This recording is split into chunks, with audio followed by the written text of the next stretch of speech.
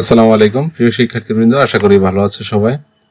প্রিয় শিক্ষার্থীবৃন্দ, যারা এবার ডিগ্রি প্রথম বর্ষ পরীক্ষা 2023-এ অংশগ্রহণ করতেছ, অর্থাৎ তোমাদের পরীক্ষাটা 2025 সালের 29 জানুয়ারি থেকে শুরু হচ্ছে, তোমাদের জন্য শুভকামনা জানাচ্ছি।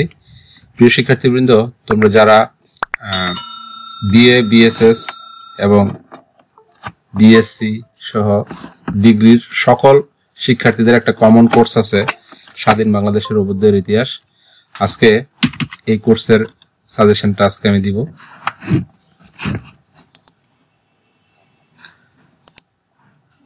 নূর স্টাডি পয়েন্টের সাজেশন সম্পর্কে তোমরা ইতিমধ্যেই জেনেছো আশা করি। তো নূর স্টাডি পয়েন্ট ইউটিউব চ্যানেলটাতে তোমরা যদি ফলো করো বা সাবস্ক্রাইব করো, তাহলে আগের বছরের অর্থাৎ গত 2-3 বছর বা 4 বছর ধরে আমি যে সাজেশনগুলো দিচ্ছি, সেই সাজেশনগুলোর রিভিউ প্লাস ওই সাজেশনগুলোর মান বা কেমন কমন করে এগুলো সম্পর্কে জানতে পারবে। তো আজকে স্বাধীন বাংলাদেশের অভ্যুদয়ের ইতিহাসের যে সাজেশনটা দিচ্ছি, এখানে অতি সংক্ষিপ্ত প্রশ্ন আছে মাত্র 51টা, সংক্ষিপ্ত প্রশ্ন আছে 12টা এবং বড় প্রশ্ন আছে 10টা। আমি গত বছর এরকম একটা সাজেশন দিয়েছিলাম। গত বছর আমি যে সাজেশনটা দিচ্ছি, সেই সাজেশন থেকে অতি সংক্ষিপ্ত প্রশ্ন 12টা থেকে 12টাই কমন ছিল। সংক্ষিপ্ত প্রশ্ন আমি দিয়েছিলাম 11টা, এখান থেকে 6টা কমন ছিল। আর বড় প্রশ্ন দিয়েছিলাম 9টা থেকে 7টা কমন ছিল। প্রিয় শিক্ষার্থীবৃন্দ, মোট 132% কমন ছিল। তোমাদের 100% কমন হইলেই চলে, তো এখানে 132% কমন ছিল। অর্থাৎ আমার সাজেশনের বাইরে খুব বেশি প্রশ্ন আসে নাই। খ বিভাগে 2টা প্রশ্ন আসছে আর গ বিভাগে একটা মাত্র প্রশ্ন আসছে। আর তোমাদের লিখতে হয় এখানে 5টা, এখানে 5টা, সংক্ষিপ্ত 5টা, বড় প্রশ্ন 5টা, আসছে 6টা 7টা করে। যাই হোক, এবার পরিবর্তিত পরিস্থিতিতে অর্থাৎ রাজনৈতিক পরিস্থিতির কারণে স্বাধীন বাংলাদেশের অভ্যুদয়ের ইতিহাসের কোর্সের প্রশ্নের প্যাটার্ন অনেক চেঞ্জ হবে। আমি আবারও বলছি, অনেক চেঞ্জ হয়ে যাবে প্রশ্নের প্যাটার্ন। হ্যাঁ, বিগত সালের যে প্রশ্নগুলো ছিল, সেই প্রশ্নগুলো থেকে প্রশ্ন রিপিট হওয়ার সম্ভাবনা 50% বা 60%, অর্থাৎ অনেক কম রিপিট হবে এবং কিছু প্রশ্ন একেবারে আসবে না, যেটা বিগত সালগুলোতে অনেক কমন ছিল, সেই প্রশ্নগুলো আসবে না, না আসার সম্ভাবনাই বেশি। তো যাই হোক, সেই প্রেক্ষাপটে আমি এবার বড় প্রশ্ন একটা বাড়াই দিছি, 10টা প্রশ্ন দিছি, সংক্ষিপ্ত প্রশ্ন দিচ্ছি 12টা, একটা বেশি গতবারের তুলনায়। আর অতি সংক্ষিপ্ত প্রশ্ন পরিবর্তিত পরিস্থিতিতে কিছু নতুন সংযোজন করে মোট 51টা প্রশ্ন তোমাদেরকে আমি দিচ্ছি। তো আমার এই সাজেশনে আশা করি শেষ পর্যন্ত তোমরা ভিডিওটা দেখবে এবং সাজেশনটা ফলো করবে। প্রিয় শিক্ষার্থীবৃন্দ, আমার এই সাজেশন সংক্রান্ত যে কোনো আপডেট পেতে এবং সঠিক ও নির্ভুল সাজেশন পেতে নূর স্টাডি পয়েন্ট ইউটিউব চ্যানেল এবং ফেসবুক পেজে অবশ্যই ফলো করবে। ফেসবুকে নূর স্টাডি পয়েন্ট লিখে সার্চ দিলেই আমার পেজটা পাবে এবং ইউটিউবে নূর স্টাডি পয়েন্ট লিখে সার্চ দিলেই আমার ইউটিউব চ্যানেলটা পাবে এবং এটা সাবস্ক্রাইব করবে। আশা করি তোমাদের ভবিষ্যতে ডিগ্রি সেকেন্ড ইয়ার, থার্ড ইয়ার, ফোর্থ ইয়ার এবং অন্যান্য সাবজেক্টের সাজেশন নিতেও তোমাদের সহযোগিতা সুবিধা হবে। প্রিয় শিক্ষার্থীবৃন্দ, তোমাদের রাষ্ট্রবিজ্ঞান, ইসলামের ইতিহাস এবং সমাজকর্ম সাজেশন ইতিমধ্যে আমি তৈরি কমপ্লিট করে ফেলছি। তোমরা যদি নিতে চাও, সেই সাজেশনগুলো একটা ন্যূনতম শুভেচ্ছা ফিয়ের বিনিময়ে হোয়াটসঅ্যাপ বা ইমো থেকে দেওয়া হয়। তো এই হোয়াটসঅ্যাপ বা ইমো নাম্বারে তোমরা যদি মেসেজ করো, তাহলে আমি রিপ্লাই বলে দিব যে কোন সাজেশনটা প্রাইস কত।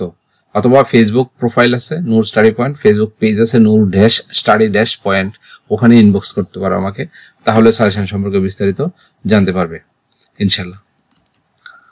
প্রিয় শিক্ষার্থীবৃন্দ, শুরু করতেছি ক বিভাগ দিয়ে। প্রথমে 1, বাংলাদেশের সাংবিধানিক নাম লিখো। উত্তর, গণপ্রজাতন্ত্রী বাংলাদেশ। গণপ্রজাতন্ত্রী বাংলাদেশ। 2, ভূপ্রাকৃতিক বৈশিষ্ট্য অনুযায়ী বাংলাদেশকে কয়টি ভাগে ভাগ করা যায়? উত্তর, 3 ভাগে ভাগ করা যায়। 3, বাঙালি জাতি গঠনে কোন জাতিগোষ্ঠীর ভূমিকা বেশি? উত্তর, অস্ট্রিক। 4, বাংলা সাহিত্যের আদি নিদর্শন বা বাংলা ভাষার প্রাচীন নিদর্শন বা আদি নিদর্শন, প্রশ্নটা যেভাবে আসুক মনে রাখবা, এটা হচ্ছে চর্যাপদ।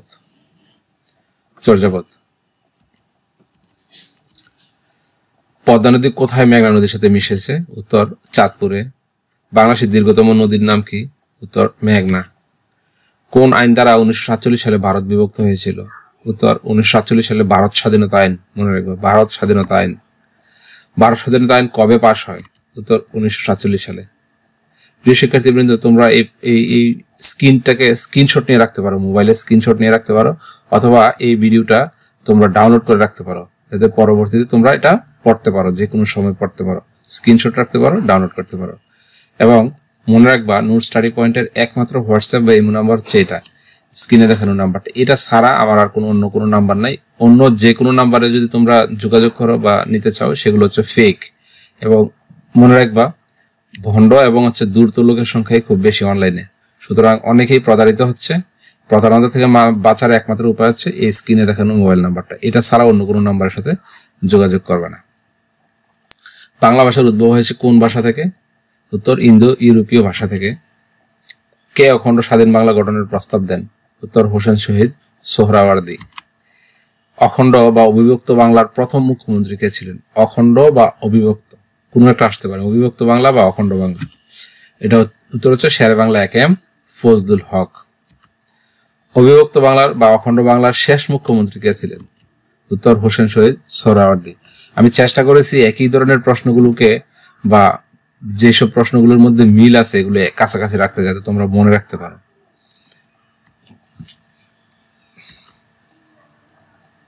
কাকে গণতন্ত্রের মানসপুত্র বলা হয়? উত্তর হোসেন শহীদ সোহরাওয়ার্দী। বঙ্গভঙ্গ কত সালে হয়? বঙ্গভঙ্গ হয় 1905 সালে। বঙ্গভঙ্গ কত সালে রদ হয়? উত্তর 1911 সালে। কত সালে ঢাকা বিশ্ববিদ্যালয় প্রতিষ্ঠিত হয়? 1921 সালে। ঐতিহাসিক লাহোর প্রস্তাব কত সালে উত্থাপন করেন? ঐতিহাসিক লাহোর প্রস্তাব 1940 সালের 23 মার্চ উত্থাপন করা হয়। দ্বিজাতি তত্ত্বের প্রবর্তক কে? উত্তর মোহাম্মদ আলী জিন্নাহ। কার নেতৃত্বে কবে তমুদ্দুন মজলিস গঠিত হয়? যে কোনো একটা আসবে। কার নেতৃত্বে তমুদ্দুন মজলিস গঠিত অথবা কবে তমুদ্দুন মজলিস গঠিত হয়? অধ্যাপক আবুল কাসেমের নেতৃত্বে তমুদ্দুন মজলিস গঠিত হয় 1 সেপ্টেম্বর 1947। 1 সেপ্টেম্বর 1947। কবে রাষ্ট্রভাষা সংগ্রাম পরিষদ গঠিত হয়? উত্তর 1 অক্টোবর 1947। এটা নিয়ে অনেকে কনফিউশন আছে। প্রথমে রাষ্ট্রভাষা সংগ্রাম পরিষদ 1 অক্টোবর 1947 গঠিত হয়, পরবর্তীতে সর্বদলীয় রাষ্ট্র পরিষদ সংগ্রাম পরিষদ গঠিত হয় অন্যান্য তারিখে। আমি ওগুলো দিচ্ছি না, এখানে শুধু একটা দিচ্ছি, রাষ্ট্রভাষা সংগ্রাম পরিষদ প্রথমে 1 অক্টোবর 1947 সালে গঠিত হয়। ভাষা আন্দোলনে 2 জন শহীদের নাম বললো। এখানে অনেক শহীদই আছে, তোমরা যে কোনো প্রশ্নে 2 জন আসলে 2 জন লিখবে, 1 জন আসলে 1 জন লিখবা। সালাম, বরকত, রফিক, জব্বার। যুক্তফ্রন্ট কত সালে গঠিত হয়? 1953 সালের 4 ডিসেম্বর যুক্তফ্রন্ট গঠিত হয়। মনে রাখবো 1953 সালের 4 ডিসেম্বর। কিন্তু যুক্তফ্রন্টের নির্বাচন হয় 1954 সালে। এই কারণে বলা হয় 1954 সালের যুক্তফ্রন্টের নির্বাচন। বা 1954 সালের নির্বাচনে যুক্তফ্রন্ট কয়টি দফা ছিল, মানে তাদের দাবি কয়টা ছিল? 21টা। 21 দফা ভিত্তিক তারা নির্বাচনী ম্যানিফেস্টো প্রকাশ করে। এই 21 দফার প্রথম দফা কি ছিল? 21 দফার প্রথম দফা ছিল রাষ্ট্রভাষা বাংলা। অর্থাৎ তারা বলছিল ক্ষমতায় গেলে তারা রাষ্ট্রভাষা বাংলা করবে।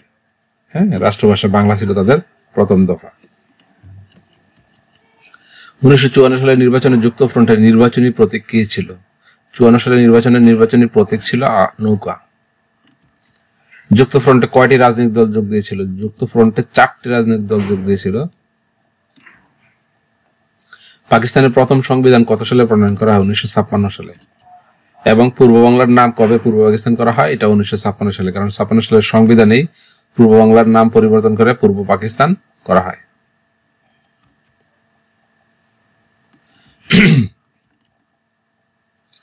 33 আগরতলা মামলার প্রধান আসামি কে ছিলেন? উত্তর শেখ মুজিবুর রহমান। আগরতলা ষড়যন্ত্র মামলার নাম কি ছিল? নাম ছিল রাষ্ট্র বনাম শেখ মুজিব ও অন্যান্য। 1969 সালে গণঅভ্যুত্থানে নিহত শহীদের নাম কি? 2 জন শহীদ হন 1969 সালে গণঅভ্যুত্থানে। একজন হচ্ছেন আসাদ, আরেকজন হচ্ছেন অধ্যাপক শামসুজ্জোহা। বাংলাদেশের পতাকা প্রথম কে, কোথায়, কবে উত্তোলিত হয়? অর্থাৎ পতাকাটা প্রথম কে উত্তোলন করে, কোথায় উত্তোলিত হয় এবং কবে। মনে রাখবা স্থান, তারিখ এবং কে উত্তোলন করে, 3টা জিনিস এখানে মনে রাখবা, যে কোনো একটা আসবে। 1 আসম আব্দুর রব উত্তোলন করেন ঢাকা বিশ্ববিদ্যালয়ের বটতলায়, আর 2 মার্চ 1971 সালে। 2 মার্চ 19। 3টা ইনফরমেশন এখানে আছে এই প্রশ্নের মধ্যে, মনে রাখবা যে কোনো একটা ইনফরমেশন আসবে। আমি আবারও বলছি, প্রশ্নগুলো উত্তরগুলো স্ক্রিনশট নিয়ে রেখে দিবা। স্ক্রিনশট রেখে দিলে পড়তে সুবিধা হবে। আর প্রিয় শিক্ষার্থীবৃন্দ, অবশ্যই নিউ স্টাডি পয়েন্ট যে একমাত্র হোয়াটসঅ্যাপ বা ইমো নাম্বারটা, এটা তোমাদের মোবাইলে সেভ রাখবে। তাহলে পরবর্তী ইয়ারগুলোতে সাজেশনের জন্য আমাকে নক দিতে পারবে হোয়াটসঅ্যাপ বা ইমো থেকে। তাহলে প্রতারণা হওয়ার সম্ভাবনা কম থাকবে। নয়তো অনলাইনে অনেক প্রতারক আছে, নানান মিষ্টি কথা বলে অনেক প্রতারিত হয়। অনেকে আমাকে ইনফর্ম করে যে স্যার আমি তো এরকম টাকা দিছি, সাজেশন পাই নাই, এরকম সাজেশন ভালো সাজেশন দেয় নাই, অন্য সাজেশন দিয়ে দিচ্ছে, এই সেই নানান কিছু পুরান সাজেশন দিয়ে দিচ্ছে, এরকম যেন না হয় তোমরা এই নাম্বারটা অবশ্যই সেভ রাখবে। পাকিস্তানে কবে কে প্রথম সামরিক শাসন জারি করেন? 1958 সালে 7 অক্টোবর ইস্কান্দর মির্জা প্রথম পাকিস্তানের সামরিক শাসন জারি করেন। মৌলিক গণতন্ত্র অধ্যাদেশ কে কখন জারি করেন? সামরিক শাসক আইয়ুব খান মৌলিক অধ্যাদেশ জারি করেন, এটা হচ্ছে 1959 সালের 27 অক্টোবর। মনে রাখবা, দুইটা তারিখ আছে, যে কোনো একটা আসবে, দুইটা ধরছে।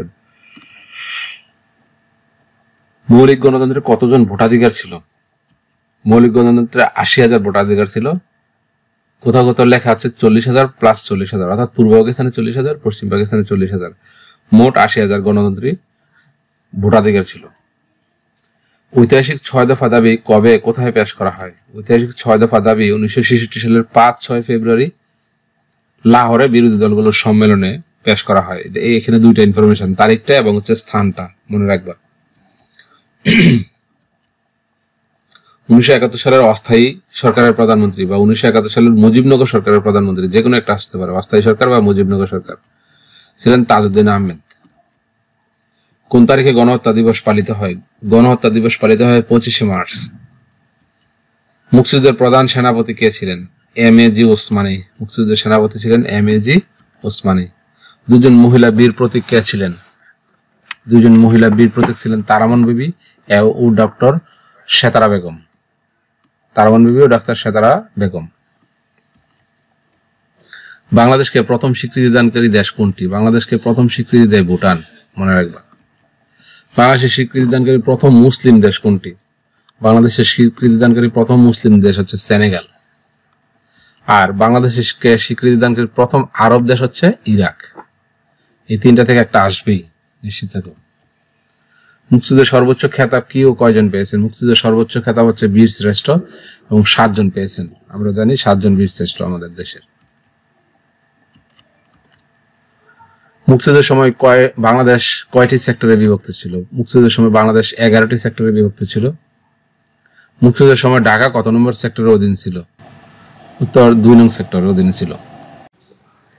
47 গণপ্রজাতন্ত্রী বাংলাদেশের সংবিধান কবে কার্যকর হয়? উত্তর 16 ডিসেম্বর 1972। কত সালে বাংলাদেশ জাতিসংঘের সদস্য পদ লাভ করে? উত্তর 17 সেপ্টেম্বর 1974। PODU এর পুনরূপ কি? উত্তর public officer disqualification order. EBDU এর পুনরূপ কি? উত্তর ইলেকটিভ বডিজ ডিসকোয়ালিফিকেশন অর্ডার। এবং LFO এর পুনরূপ কি? Illegal framework order. প্রিয় শিক্ষার্থীবৃন্দ, এই তিনটা থেকে যে কোনো একটা প্রশ্ন আসবেই, তিনটা থেকে একটা আসবেই, নিশ্চিত থাকো। তাই আমি বলবো তোমাদেরকে এই তিনটা অবশ্যই ভালোভাবে পড়ার জন্য, যাতে মিস না হয়। এই তিনটা থেকে একটা থাকে, প্রতি বছরই থাকে, এবারও থাকবে। প্রিয় শিক্ষার্থীবৃন্দ, আবারও বলছি যে আমার হোয়াটসঅ্যাপ এবং ইমো নাম্বারটা দেওয়া আছে 0167072572596। এটা অবশ্যই সেভ করে রাখবে মোবাইলে, এবং হচ্ছে পরবর্তী ইয়ারগুলোতে তোমাদের degree second year, third year, prelim বা মাস্টার্স অন্যান্য ইয়ারগুলোতেও কাজে লাগবে। যদি আমার সাথে যোগাযোগ রাখতে চাও তাহলে আমার এই ইউটিউব চ্যানেল এবং ফেসবুক প্রোফাইলটা নোট স্টাডি পয়েন্ট অবশ্যই ফলো করবে, তাহলে আপডেট থাকতে পারবে। যে কোনো সাজেশন বা যে কোনো শিক্ষা সংক্রান্ত নিউজের জন্য আমাকে অবশ্যই ফলো করবে।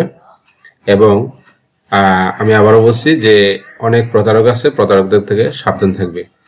প্রতারকদের খপ্পরে যাতে না পড়ো, এই জন্য আমি ইনফরমেশনগুলো দিয়ে দিচ্ছি।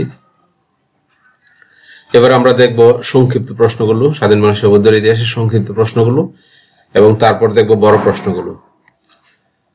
বাংলাদেশের ভৌগোলিক বৈশিষ্ট্য সংক্ষেপে লিখো। বাঙালি সংকর জাতি ব্যাখ্যা করো। সংস্কৃতির সমন্বয়বাদিতা বলতে কি বুঝো? দ্বিজাতি তত্ত্ব সম্পর্কে আলোচনা করো। বসু সোহরাওয়ার্দী চুক্তি কি? এবং মৌলিক গণতন্ত্রের বৈশিষ্ট্য কি কি? এখানে 6টা দেওয়া আছে, 6টার মধ্যে 4টা স্টার দেওয়া আছে। দেখো, স্টার দেওয়াগুলো গুরুত্বপূর্ণ সবচেয়ে বেশি। যেগুলো স্টার দেওয়া আছে এগুলো সবার আগে পড়বে এবং খুব ভালোভাবে পড়ার চেষ্টা করবে। তারপর হচ্ছে লাহোর প্রস্তাবের মূল প্রতিপাদ্য বিষয় কি ছিল? সাম্প্রদায়িকতা কি? ভাষা আন্দোলনের গুরুত্ব লিখো। যুক্ত ফ্রন্ট কেন গঠিত হয়েছিল? মুজিবনগর সরকার সম্পর্কে টিকা লিখো। এবং সর্বশেষ মুক্তিযুদ্ধে বুদ্ধিজীবী হত্যাকাণ্ডের উপর টিকা লিখো। এখানে দেওয়া আছে আরো 6টা। মোট 12টা প্রশ্ন দেওয়া আছে। এগুলো খ বিভাগের প্রশ্ন, ছোট প্রশ্ন। এখানে 3টা দেখো স্টার দেওয়া আছে, যেগুলো খুব ভালোভাবে পড়তে হবে। এগুলো খুব গুরুত্বপূর্ণ প্রশ্ন, যাতে তোমরা এগুলো প্রথমে এগুলো পড়ে নিবে, খুব ভালোভাবে পড়বে। আমি আবারও বলছি, প্রিয় শিক্ষার্থীবৃন্দ, প্লিজ ইউটিউবে আমার চ্যানেলটা অবশ্যই সাবস্ক্রাইব করবে, এখনই সাবস্ক্রাইব করে দাও, এবং ফেসবুকে নূর স্টাডি পয়েন্ট ফেসবুক পেজটা অবশ্যই ফলো করবে। এবার আমি দিব রচনামূলক প্রশ্নগুলো। রচনামূলক প্রশ্ন আছে 10টা। এই প্রশ্নগুলো থেকে ইনশাল্লাহ আশা করি তোমরা শতভাগ কমন পাবে। 1 নম্বরে বাংলাদেশের সমাজ ও জনগোষ্ঠীর উপর ভূ প্রকৃতির প্রভাব আলোচনা করে, এই যে স্টার দেওয়া আছে, এটা খুবই গুরুত্বপূর্ণ প্রশ্ন। 2 নম্বরে অখণ্ড স্বাধীন বাংলা গঠনের পরিকল্পনা ব্যাখ্যা করো, এই পরিকল্পনা কেন ব্যর্থ হয়েছিল, এটাও স্টার দেওয়া আছে, এটাও খুবই গুরুত্বপূর্ণ প্রশ্ন। 3 1947 সালে ভারত বিভক্তির পটভূমি আলোচনা করো। 4 পূর্ব ও পশ্চিম পাকিস্তানের মধ্যে অর্থনৈতিক বৈষম্যের বিবরণ দাও, এটা স্টার দেওয়া আছে, খুবই গুরুত্বপূর্ণ প্রশ্ন। 5 1954 সালে নির্বাচনে যুক্ত ফ্রন্টের 21 দফা কর্মসূচি বর্ণনা করো, এটা একটু কঠিন প্রশ্ন, তারপরও আমি বলবো যে এই প্রশ্নটা খুব ভালোভাবে পড়ার জন্যই এটাও আসতে পারে। 1954 সালে নির্বাচনে যুক্ত ফ্রন্টের 21 দফা কর্মসূচি। 6 নম্বর প্রশ্ন 1956 সালে পাকিস্তানের সংবিধানের প্রধান বৈশিষ্ট্য ব্যাখ্যা করো। 7 1969 সালের গণ অভ্যুত্থানের কারণ ও তাৎপর্য আলোচনা করো। 8 1970 সালে নির্বাচনের গুরুত্ব বিশ্লেষণ করো। 9 বাংলাদেশের মুক্তিযুদ্ধে নারীদের অবদান আলোচনা করো, খুবই গুরুত্বপূর্ণ প্রশ্ন, খুবই গুরুত্বপূর্ণ প্রশ্ন। 10 1972 সালে সংবিধানের বৈশিষ্ট্য সমূহ বিবরণ দাও, এটা মোটামুটি আসবেই, এই দুইটাই আসবে এখানে, 9 এবং 10 নম্বর প্রশ্নটা। এগুলো খুব ভালোভাবে পড়বে, আবারও বলছি। আর স্ক্রিনে দেখানো যে হোয়াটসঅ্যাপ বা ইমো নাম্বারটা আছে, এটা সেভ রাখবে, আমি আবারও বলছি, এটা সেভ রাখবে। তোমাদের ইতিমধ্যে রাষ্ট্রবিজ্ঞান, ইসলামের ইতিহাস এবং সমাজকর্ম বিষয়ের সাজেশন কমপ্লিট আছে, তোমরা যদি নিতে চাও তাহলে হোয়াটসঅ্যাপ বা ইমো থেকে আমাকে নক দিতে পারো। আর প্রিয় শিক্ষার্থীবৃন্দ, ডিগ্রির অন্য কোনো সাবজেক্টের সাজেশন নাই, বিশেষ করে বিএসসি বা বিবিএস, এরা আমাকে আসলে নক দেওয়ার কোনো দরকার নেই, কারণ তোমাদের কোনো সাজেশন আমার কাছে নাই। শুধু বিএ, বিএসএস এর রাষ্ট্রবিজ্ঞান, ইসলামের ইতিহাস আর হচ্ছে সমাজকর্ম, এই 3টা সাবজেক্টের আছে, নক দিতে পারো। এই স্ক্রিনে দেখানো হোয়াটসঅ্যাপে ইমো নাম্বারে নক দিতে পারো। প্রিয় শিক্ষার্থীবৃন্দ, ভালো থাকো সবাই, সুস্থ থাকো, নিরাপদ থাকো। ধন্যবাদ সবাইকে।